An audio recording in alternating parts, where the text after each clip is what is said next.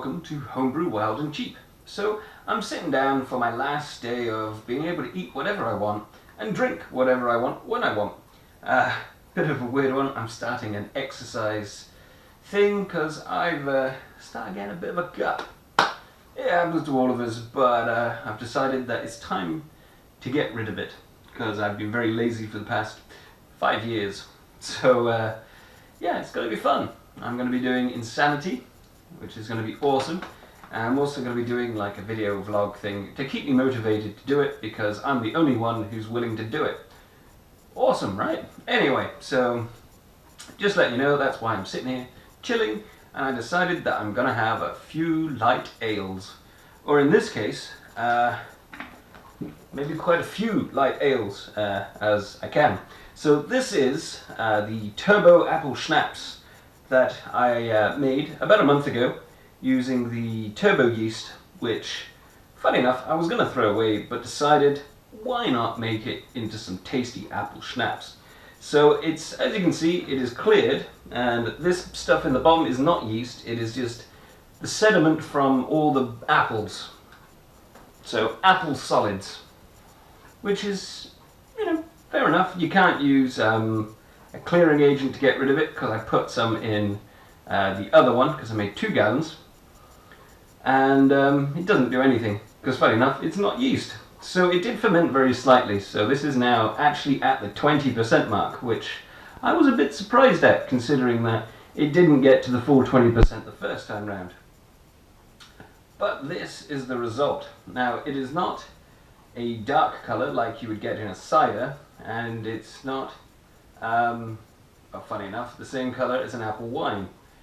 But it is pretty nice. So when you first smell it, it kind of reminds me of brandy.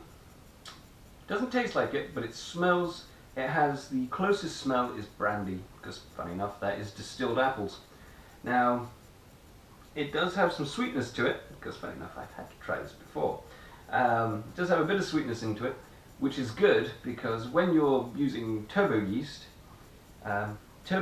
sacrifices a bit of the flavors and you get a slightly yeasty taste, mainly because you get the higher alcohol, so it's kind of it's a balance of scales. More alcohol, generally you don't get quite a nice taste, but then again, most turbo yeast is meant for distilling.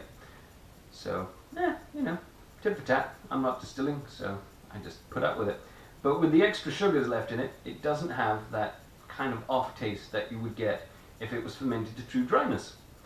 So, yeah, let's give this a go. Now, I put it in a smaller glass because I don't think drinking a pint of it is going to do me any favours, put it that way, tomorrow morning. So, let's give this a go.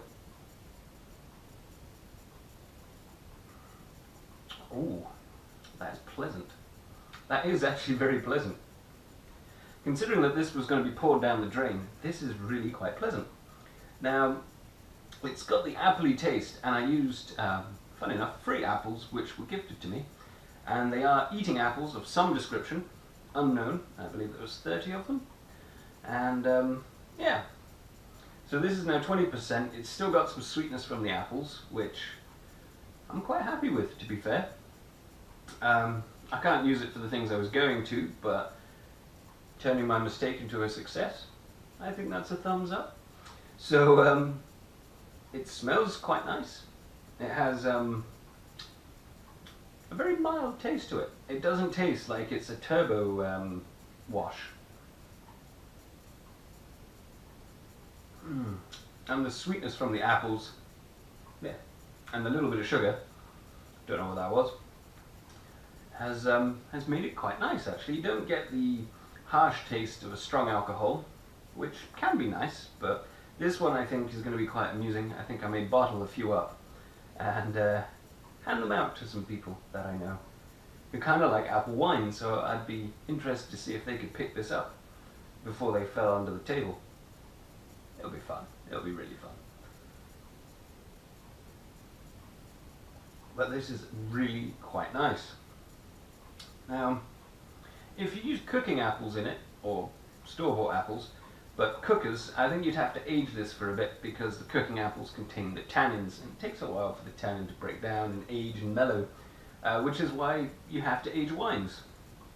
Unlike beer, which doesn't really contain any tannin whatsoever. So, just putting that out there, and gotta have another sip.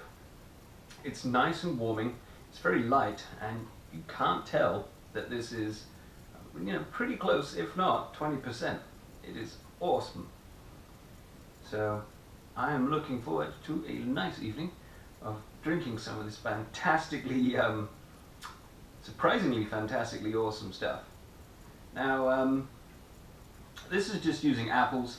If I was going to spend some money on it, because I may make this again, if I can get hold of some more apples and make some more turbo wash, and it turns out the same,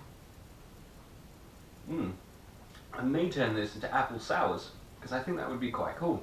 Because we've got the sweetness of the apples, the little bit of sugar that was left over. It tastes really appley, but not too appley. I mean, it's just one type of apple. So I think adding some probably maltic acid and turn this into some apple sours would be quite nice. I mean, you could even go as far as to add some green food colouring, but I don't think I need the colouring. But this is really quite nice and very drinkable.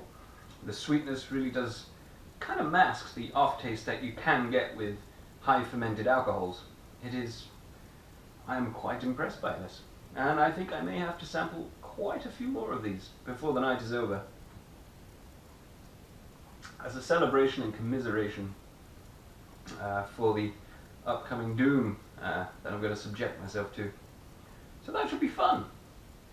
Well, hopefully fun. So all in all, this is a very nice kind of accident which came to be, and I think I may make this again and make them into some apple sours and maybe try some other stuff. So yeah, all in all, this is a damn fine drink, worthy of most people, and yeah, I enjoyed making it, and it was good because I didn't have to throw it away. That would make me cry. So thanks very much for watching, guys. Enjoy the video, and I hope it gives you some ideas for turning some maybe failed alcohol into something that's awesome. So I'll catch you later. Cheers.